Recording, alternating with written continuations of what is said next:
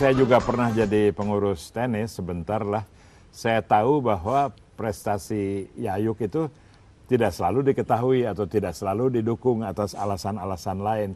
Tapi kalau bagi saya, kalau ada orang Indonesia somewhere somehow punya nama itu harusnya hapus sebuah pertimbangan. Kan pengurus dibentuk untuk memajukan tenis orang Indonesia, tapi biarlah itu masa lalu.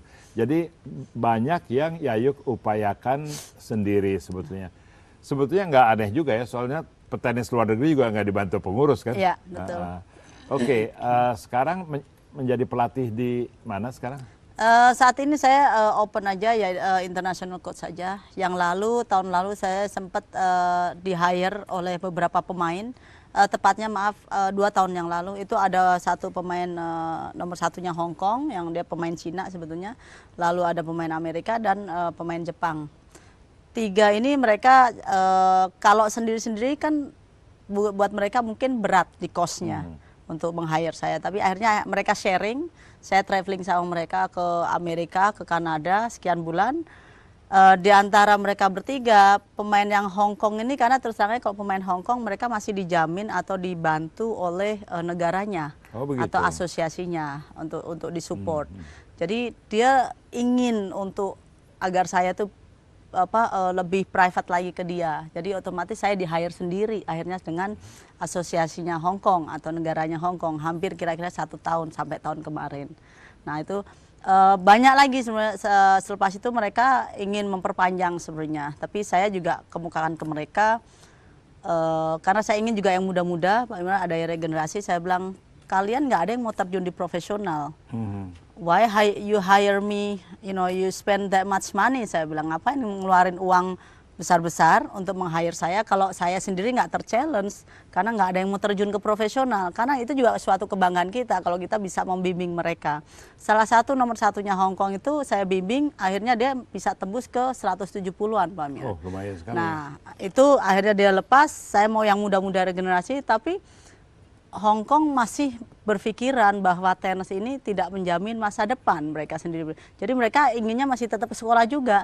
Jadi itu juga pertimbangan mereka, akhirnya nggak ada yang mau terjun profesional. Akhirnya saya bilang sama presiden asosiasinya, saya bilang, ya udah kalau nanti ada yang mau terjun profesional, you let me know. Meanwhile ada tawaran lagi dari Australia untuk saya duduk di asosiasinya mereka sebagai bidang pembinaannya junior. Tapi saya sendiri saya pikir, gila ya, kenapa negara lain gitu. Saya tuh I wanna do something in my own country gitu. Saya pikir. Saya dengar Yayuk ngomong konyong-konyong, saya merasa bicara sama Sri Mulyani gitu. Aduh. Atau sama Yani Wahid ya. Atau sama sekian perempuan yang membuat kita yakin bahwa perempuan Indonesia itu adalah leaders. Nggak usah pakai model Raden Kartini dengan segala hormat.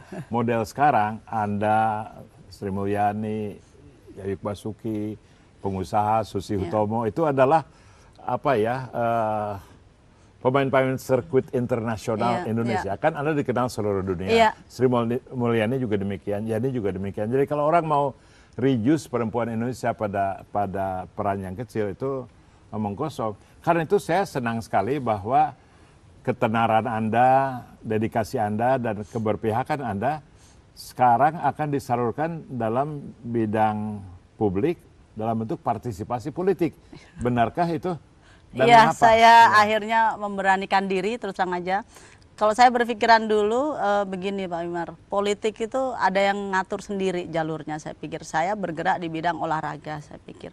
Tapi pada realita atau kenyataannya kita nggak bisa juga.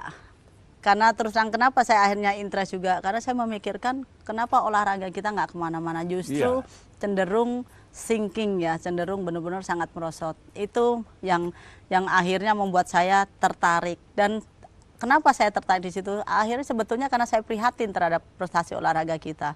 Saya lelah juga di luar, tiap kali cuman bisa komplain, bisa protes melalui media massa, elektronik maupun cetak. Tapi kenyataannya realisasi nggak pernah ada gitu. Jadi setiap kali kita hanya bisa keluar-keluar, bahkan kita mensubsidi anak-anak bangsa yang tidak memiliki biaya. Kita pun mensubsidi sampai kapan? Uang juga lama-lama juga seberapa sih gitu, karena itu semua uang pribadi juga gitu.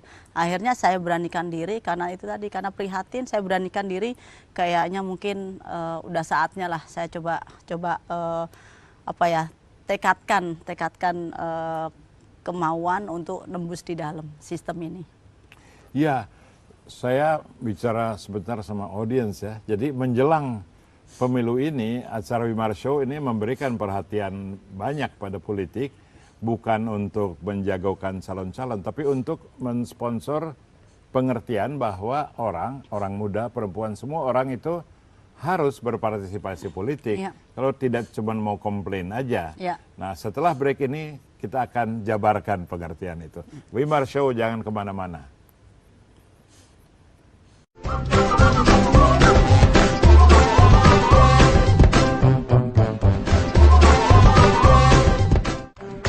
Apakah Anda tidak pernah mendapat kesulitan untuk dipercaya? Ini orang tidak mengerti mengenai Indonesia, nasionalisme tidak bisa dipakai. Berarti Anda sebetulnya bukan kartunis, tapi komunikator sosial. Sebenarnya saya muak dengan politik. Selamat berjumpa pada Wimar Show di stasiun televisi kesayangan Anda.